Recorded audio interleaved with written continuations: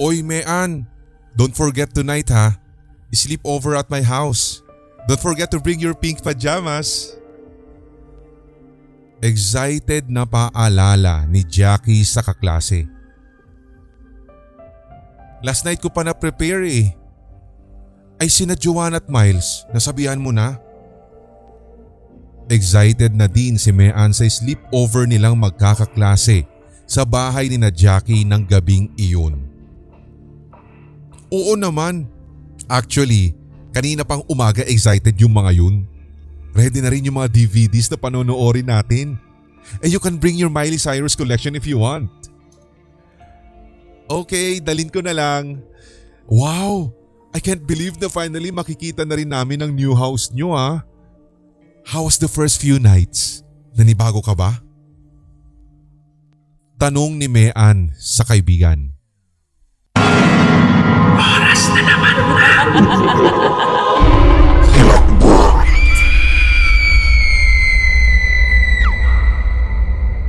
Bagong lipat kasi ng bahay sina Jackie.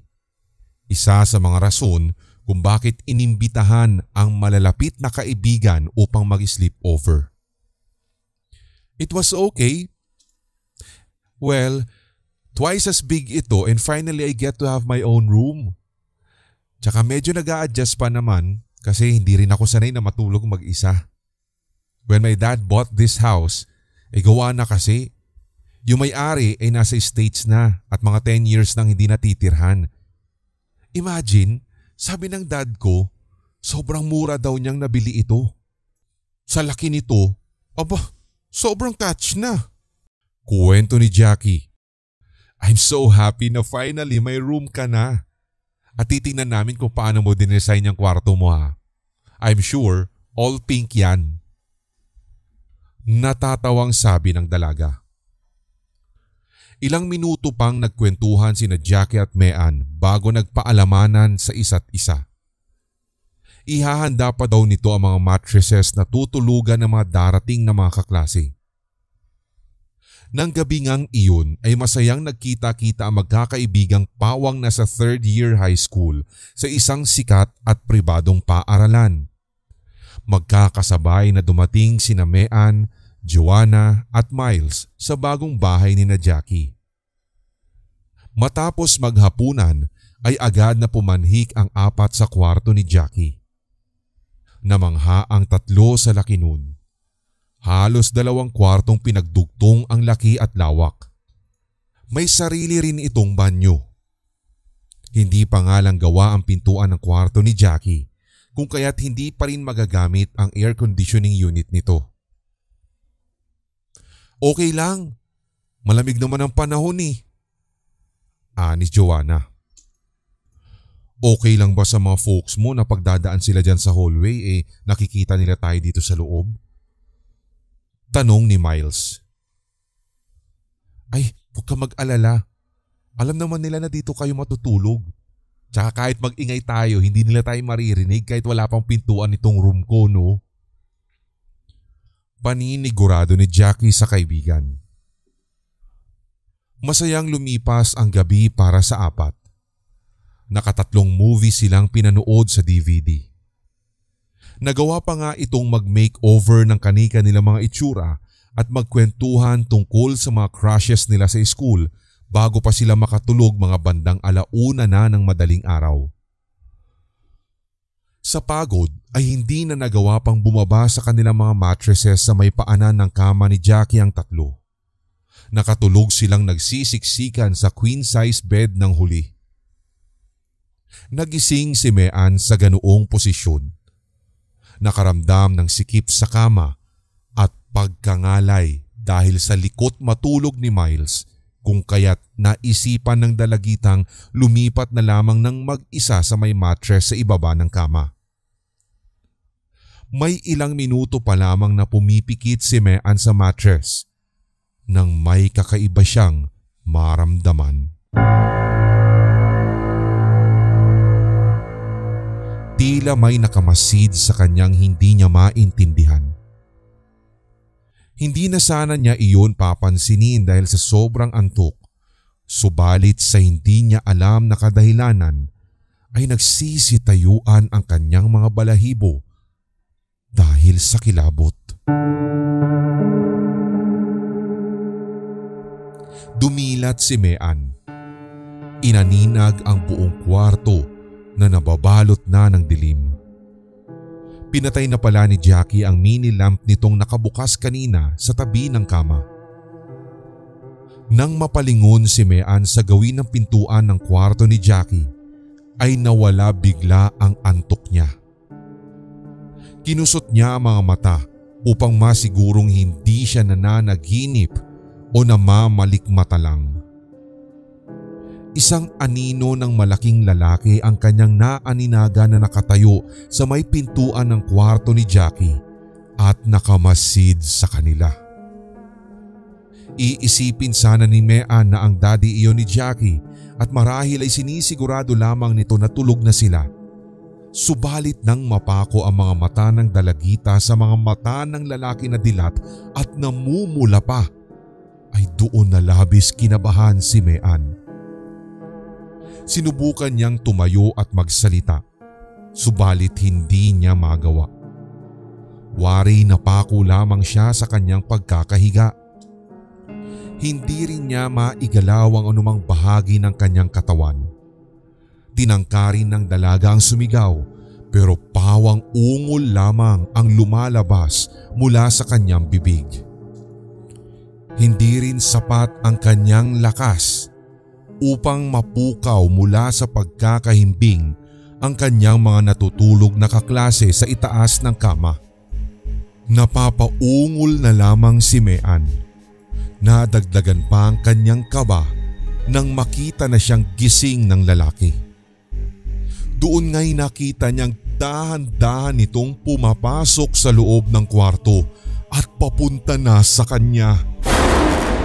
Mula sa liwanag ng poste sa tapat ng bintana ng silid ni Jackie ay naaninag ni Mean ang itsura ng lalaki.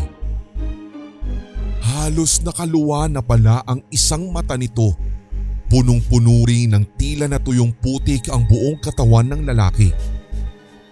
Tumutulo pa ang dugo mula sa bibig nito habang tila nabubulok na ang isang malaking tipak na sugat mula sa kanang pisngi nito na umaabot mula mata hanggang sa gilid ng bibig ng lalaki. Nakangisi ito sa kanya. Tila may gagawing hindi maganda. Nang matapat na ito sa may paanan ng mattress ng dalaga ay may binunot ito mula sa likuran nito.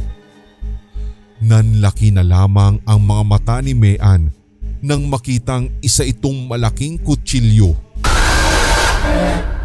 Iwinasiwas ng lalaki ang malaking kutsilyo sa ere at tila ipinapakita kay Mean ang maaari nitong gawin sa babae.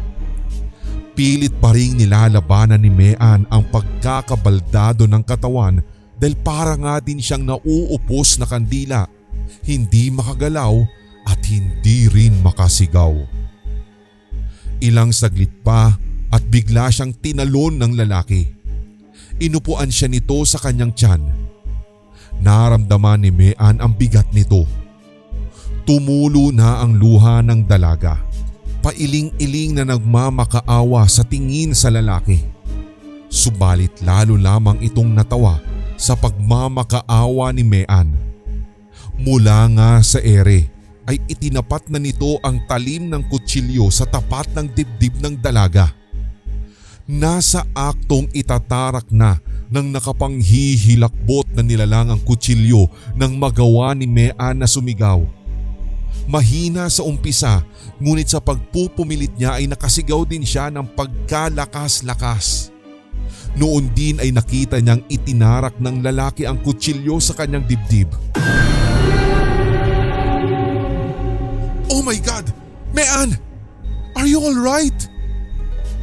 Sigaw ni Jackie sabay bukas sa ilaw ng kwarto.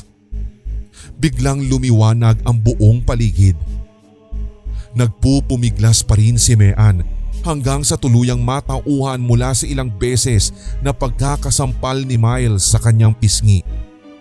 Agad din siyang pinainom ni Joanna ng tubig upang makalma. tao. May lalaki. Sasaksakin niya ako. Sasaksakin niya ako. At wala pa ring tigil sa kakaiyak si Mean. Mean, it's okay.